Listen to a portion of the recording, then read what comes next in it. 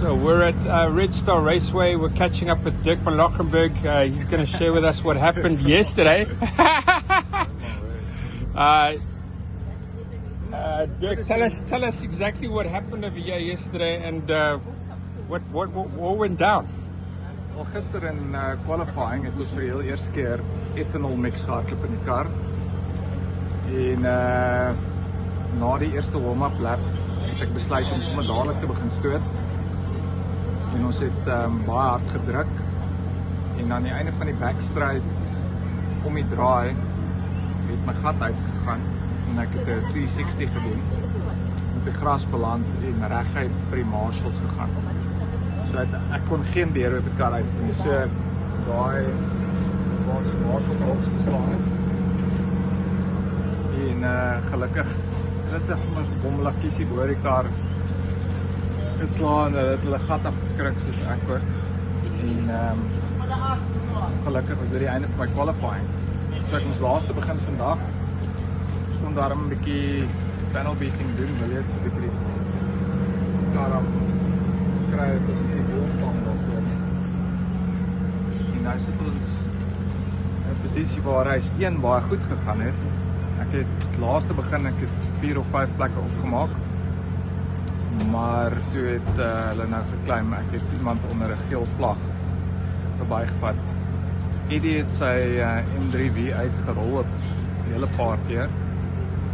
En blykbaar onder daai geel vlag het ek iemand verbygevat. Ek het die eerste keer wat ek die geel vlag sien, het ek gebreek.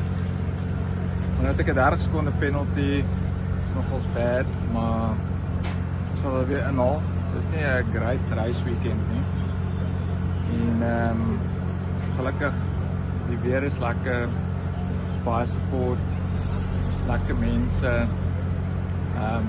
Hopelik kan ek weer 'n paar plekke opmaak nou met hierdie reis. Wow, my nou. Swart en vuur. Ja, hy is so mooi gewees. 60. Ek dink hy het in Renier vasgery as ek nie mis het. En ek sien Renier se kar kom ook in. Ek hoop nie is Renier nie. Maar anyway, daar is 'n bietjie duurder as my skade. Dit is altyd iets om voor bly te wees. So gelukkig gaan ons net hierdie panel vervang en dan is ons weer reg 'n bietjie wheel alignment uitsort. En dan is ons reg vir die 12de Junie terug by Swartkops. Ek het daarom my drafie ingekry vandag en gister tussen die races en dan kan voorberei vir die Ironman. Nou ja, ek sien uit na die laaste race, daarom 10 laps, hoop nie iemand crash weer nie, dan gaan ons weer ons reis verkort, maar ek is redelik confident om weer 'n klomp plekke opmaak. Nou nie waar ek wou gewees nie, in hierdie simpel Mariaan wat op my geklik het.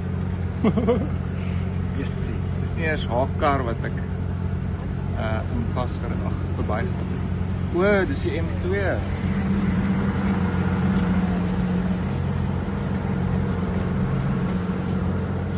Daarom nie Renier nie, gelukkig.